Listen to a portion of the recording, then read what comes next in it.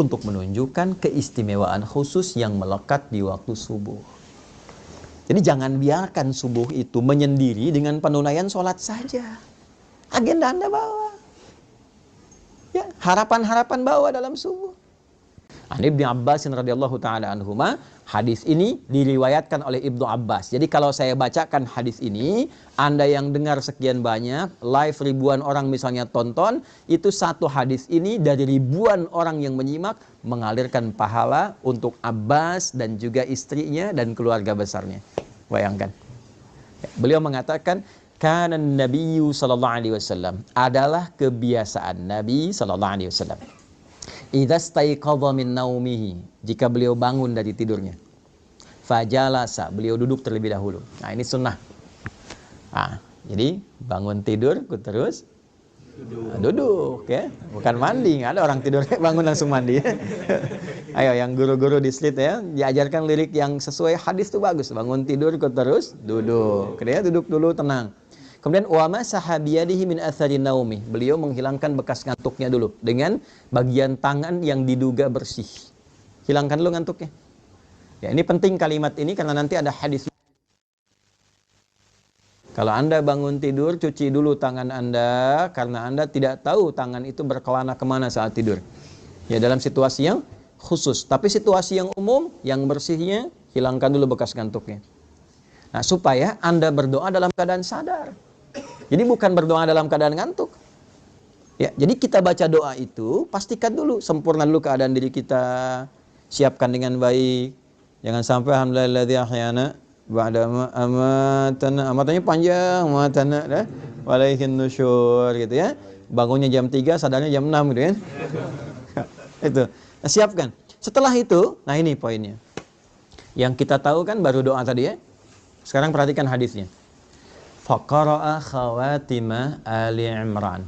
Maka beliau membiasakan membaca 11 ayat terakhir surah Ali Imran. Nah, secara cepat saja. Di 11 ayat terakhir surah Ali Imran, dimulai dari 190 sampai 200, itu adalah tuntunan merencanakan kegiatan yang dibuat dalam waktu yang panjang sampai ke akhirat kita. Inna fi khalqis samawati wal ardi wa ikhtilafil laili wan nahari la ayatin liulil albab. Sungguh tancapkan pada hatimu yang paling dalam, jangan sampai ragu. Kalau kita ngaji agak dalam sedikit. Inna harfu nasbin wa taukidin tansibul isma wa tarfa'ul khabara mabniyun 'alal fathi la mahalla lahu minal i'rab. Inna itu berfungsi untuk menguatkan pesan agar disampaikan kepada hati kita. Kuatkan, jangan sampai goyah. Dibuka hikmahnya, makanya alamatnya fathah, ya kan? Kalau dia nanti sifatnya mudzakkar salim, pakai ya untuk dikuatkan, diikat dengan baik. Ya, ikat pada hatimu. Sungguh, tancapkan pada hatimu yang paling dalam. Di balik hikmah penciptaan langit dan bumi. Dan seluruh kegiatan berganti siang dan malam, ada orang-orang yang paham substansi kehidupan. La ayatil liulil ulul albab, itu yang mengerti esensi hidup. Paham. Nih, Anda mesti mengerti, Anda kesini untuk apa? Anda ngajar mau cari apa? Anda bekerja untuk apa?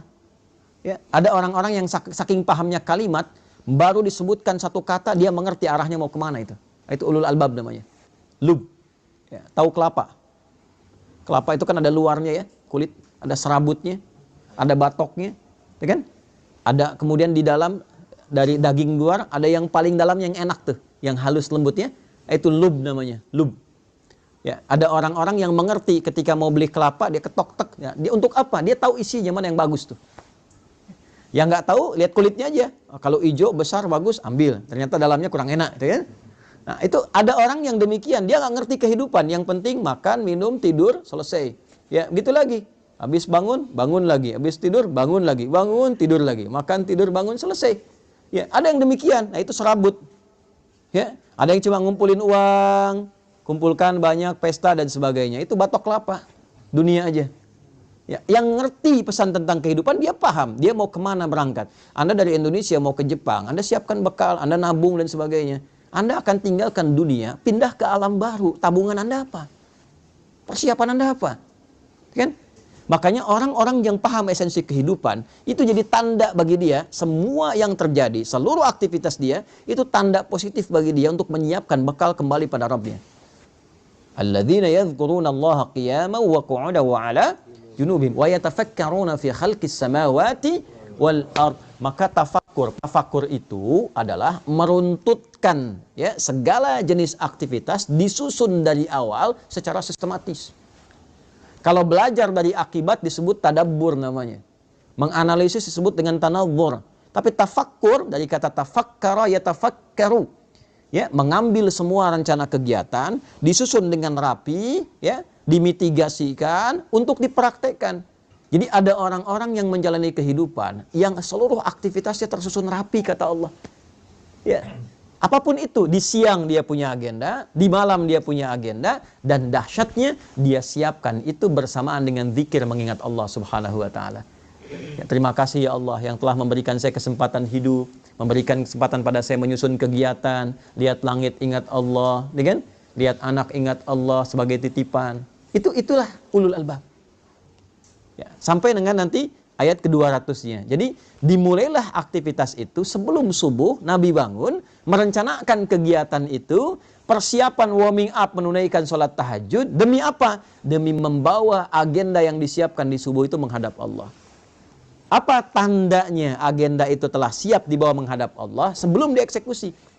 Jadi idealnya begini, disusun dulu tuh, besok mau ngapain. Sudah disusun, baru kita berdoa kan? Alhamdulillahilladzi ahyana ba'dama amatana. Terima kasih ya Allah memberikan kesempatan aku menjalani kehidupan sesuai dengan ajalku. Setelah engkau tahan sementara tadi nyawaku dalam tidurku. Perhatikan, wa ilaihin nusyur. Ini kalimat ini mahal. Dan aku berjanji ya Allah untuk mencari bekal positif sebagai persiapan pulang menghadap kembali kepadamu. Nusyur itu dari kata nasyara, artinya menyebar untuk kembali. Jadi kalau Anda nyebar, balik lagi ke sini pekan depan, itu namanya nasyara, nusyur. Ya, penyebaran spesifiknya disebut intasyara, menyebar, intasyara yantasyir. Nah, kita ini menyebar untuk balik ke Allah, maka kita katakan wa ilaihin nusyur. Jadi setiap kali Anda bangun tidur, kita katakan ya Allah, saya pengen cari bekal yang baik hari ini sebagai persiapan pulang menghadap kepadamu. Nah, persiapan itulah yang kita rinci satu-satu. Ya, jam sekian saya bangun kerjakan ini. Sebelum kita eksekusi, bawa dulu itu menghadap Allah supaya dibacakan oleh kita. Minta kemudahan, minta kelancaran, minta perlindungan. Semua bacaan yang kita bacakan itu disebut dengan Quran dalam bahasa Arab. Zikir itu Quran. Ya kan? Doa itu Quran. Bacaan-bacaan kita Quran. Kalau yang dimaksudkan Al-Fatihah sampai dengan An-Nas, tambahkan alif lam di depannya, menjadi Al-Quran. Jelas? Baik ya? Al-Quran, kalau pakai alif lam, kayak artikel the dalam bahasa Inggris. Ya, there are so many cars outside. Itu banyak tuh mobil di luar tuh. Tapi kalau kita katakan the car is yours. Ya, tapi yang ini itu punya Anda. Baik ya? Itu kayak artikel the, Al-Quran khusus untuk firman Allah, yang disampaikan melalui malaikat Jibril pada Nabi Muhammad SAW dari Al-Fatihah sampai An-Nas, berpahala dan beribadah kita dalam membacanya. Itu Al-Quran. Tapi kalau Quran itu semua bacaan yang kita sampaikan pada Allah. Ya, agenda kita, doa kita, harapan kita, zikir kita, istighfar kita, itu digabungkan semua jadi apa? Quran. Maka susun itu agenda kita, harian kita.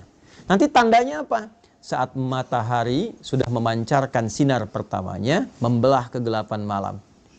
Pancaran sesuatu pada yang positif, membuka sesuatu yang terang pada nilai kebaikan, disebut fajar namanya. Maka diperkenalkanlah kemudian waktu ini selain subuh, waktu kita membawa agenda, datang kepada Allah, tandanya apa? Fajar. Matahari sudah mulai memancarkan sinar pertamanya, membelah kegelapan malam sebagai tanda aktivitas akan dimulai. Maka bacaan-bacaan Quran kita dibawa di waktu itu menghadap kepada Allah untuk minta petunjuk, kemudahan, kelancaran, dan keberkahan. Itulah yang dimaksud Quran surah 17 ayat 78. Aqimis salata liduluki syamsi ila ghasaqil laili wa qur'anal fajr. Bukan wal Quran, tapi wa qur'anal fajar. Kenapa di situ fajar itu diikuti dengan Quran? Padahal bisa Allah mengatakan begini, aqimis sholata liduluki syamsi ila ghasaqil laili wal fajri. Selesai. Kenapa ada Qur'annya? Untuk menunjukkan keistimewaan khusus yang melekat di waktu subuh.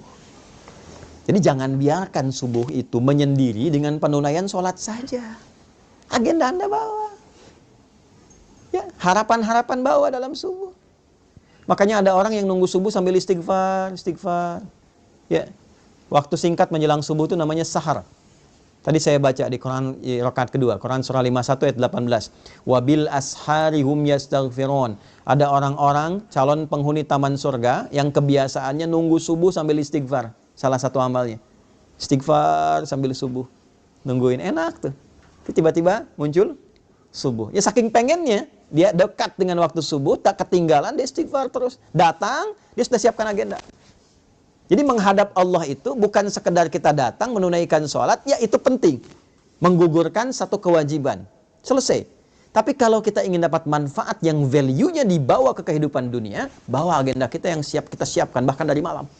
Bawa, siapkan, disitulah kemudian kita sujud, minta sama Allah. Ya Allah mudahkan urusan saya, lancarkan hidup saya, lindungi saya di sini sampai selesai tugas saya, jadikan keluarga saya 1, 2, 3, 4. Itu bukan sekedar bacaan biasa, karena seluruhnya langsung disaksikan oleh Allah dan seluruh malaikat yang bertugas di semesta.